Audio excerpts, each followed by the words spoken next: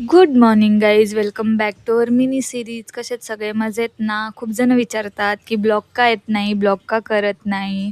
Blog येत होते. काही लोकांना आपले खरंच ब्लॉग खूप आवडतात आणि ती लोकं आपल्याला मोटिवेटसुद्धा करतात.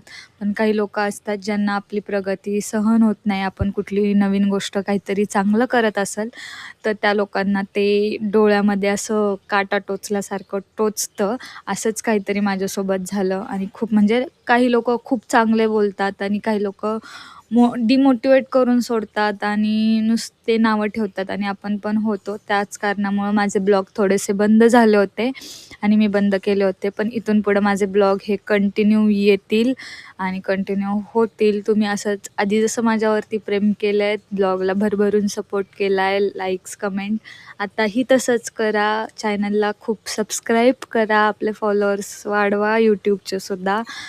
काही नाही, मस्तपैकी दुपारी पुरणपोळी बनवली होती आईने. ताट वगैरे सजवलं, जे की माझी खूप फेवरेट आहे. मग पुरणपोळी वगैरे खाल्ली आणि दुपारी झोपणार नाहीत 2 ते 4च्या वेळेत. ते पुणेकर कसले. ठीक आहे, मी नाही आहे पुणेकर, तरी पण पुण्यात राहून पुण्याची सवय नाही लागली तर कायच ना.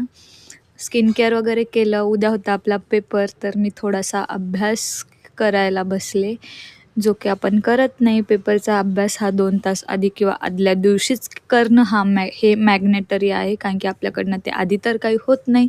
आपण करत नाही, आपला आळस. काय आपल्याला थोडी कलेक्टर व्हायचं आहे.